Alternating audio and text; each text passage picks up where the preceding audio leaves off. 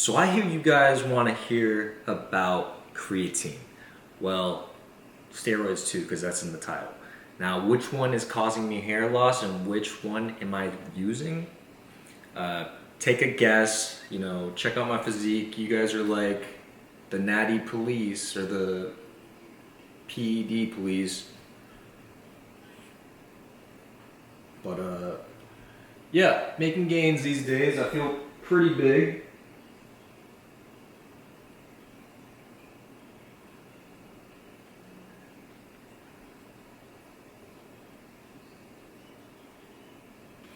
Alright guys, really popular subject, like suddenly everyone wants to know about creatine. A lot of people are asking like, are you sure it's not the steroids that's causing the hair loss? Motherfucker. Well, I'll be the first to tell you that if I was taking steroids and creatine, that it would make these experiments completely useless. Like, it would falsify the whole thing. You would have more than two things causing hair loss, three things if you add in male pattern balding. It's just not a good experiment. Like, obviously I'm not taking steroids. I'm not even taking creatine right now.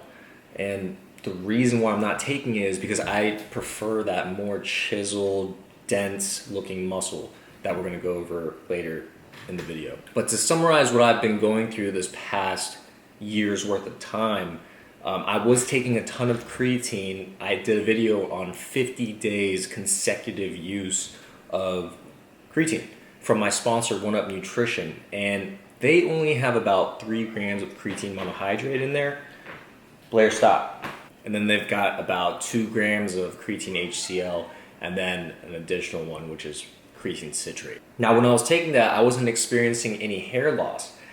The reason for that is, I believe, there's no studies on this or anything, no one told me this is my own little experiment. The reason why I didn't experience any hair loss using my sponsor's creatine for 50 days is because it was below 3 grams of creatine monohydrate.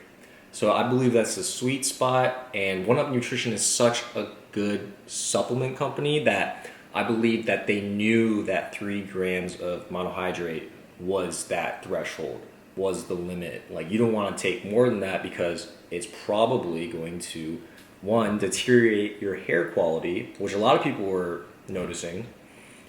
Hair loss, a lot of people see their scalps after using a long duration of creatine consecutively for many, many weeks on end, which is what I noticed. Like, that first time you see your scalp where it's like, holy shit. And then when it's like patchy, like you get a mirror or someone takes a picture of the back of your head and it's patchy, that is the big scare right there.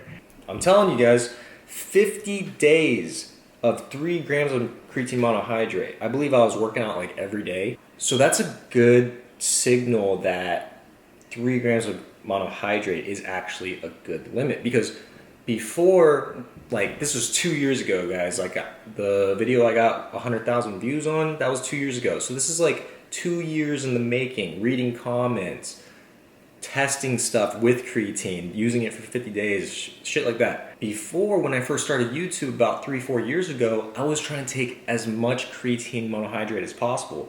Reason being is because I wanted to get as big as possible and show everyone how it's done, So I was taking more supplements, like kind of like what I'm doing now, where I'm taking like literally everything that One Up has to offer. But back in the day, I was into active ingredients, like creatine monohydrate, just pure creatine monohydrate from Optimal Nutrition. I was taking heaping scoops of that because it said 5 grams. I thought more was better, so I was taking at least 5 grams up to 10 grams of the heaping 5 gram scoop. And that's when I was experiencing the patchiness, the wavy flat hair. That was the weirdest one. It just completely destroys the quality of your hair. It turns it brittle, and then you're gonna get more hair loss. And then someone commented, like, I brought up the whole shower thing, seeing your hair fall through the shower, and then someone else was like, oh, when I look at my pillow, I know it's the creatine. Because guys, I got black hair. I was experiencing this when I was a teenager, guys. When I was taking the creatine, I was like, why is my hair all over my pillow? Now it makes sense. It's because that's when I first started creatine, and my hair shouldn't be falling out. But yeah, guys, don't worry. You know, this isn't just a fear-mongering video. I'm going to give you a solution. You know, a lot of people have said that the hair does grow back, so it only takes like a month or 3 months to get your hair back. Now, I've definitely noticed hair regrowth. I have no more patchiness. My quality of hair is way better. It's soft, it's not brittle, it's not wavy and just falling out. I just do not like creatine monohydrate. I think 3 grams is that safe zone. Now, like I've mentioned, I haven't taken creatine in about 7 months. So what have I been doing? I've been taking my sponsor's natural testosterone booster, and I think that is the superior supplement. Creatine is really temporary. You know, you'll notice that, oh, you stop taking creatine, you're gonna lose all your gains, you're gonna lose your strength, suddenly your hair grows back. But not only is it temporary, there's a lot of cons to creatine. One being the worst one is dehydration. I believe this causes the mood swings, the irritability, the fidgety feelings that I get. I believe that's raising my anxiety. It's all stemmed from the dehydration. I would notice I would get heat flashes, like where my ears just get super hot, they get really red. And back when I was drinking alcohol, I would drink alcohol and then suddenly like my head would just get hot. Now, alcohol dehydrates you, creatine dehydrates you, and when you're taking creatine, you need to drink more water. So if you drink something else that will dehydrate you, like coffee or alcohol, you're gonna get those heat flashes like that I was feeling. And you guys were like, oh yeah, how do you know it's a heat flash? Well, it's like, oh, well, when I drink water, it gets better. Like I cool off, I feel a lot more stable.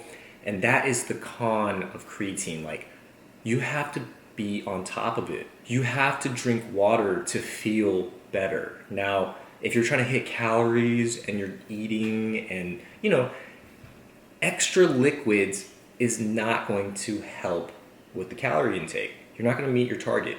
So really creatine dehydrates you and it makes it inconvenient to complete your calories because you're so worried about it messing up your mood. But guys, now, you know, 7 months later, where I'm taking a lot of natural testosterone booster, they only suggest to take 2 pills, but recently I've been doing 3 pills. Now, it's only been a week and a half, and I thought, you know, increasing the intake by 50% was going to be a little extreme, but my body's reacting really well, and it's actually kind of funny, like, oh, all you have to do is eat an additional pill and you're gonna get denser muscle, more strength, you know, more endurance, just everything is better. There's not many cons with the natural testosterone booster. This is why I'm suggesting it to you guys. Drop the creatine. You don't even have to get 1UP Nutrition brand, all right?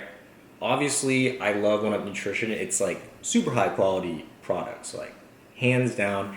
And they have everything blended in there, so it just makes it convenient. You get the whole family of everything you need. My experience with 1UP's natural testosterone booster is all positive. My mood is better, more strength, more endurance, denser muscles. The shape of my muscle bellies are more mature.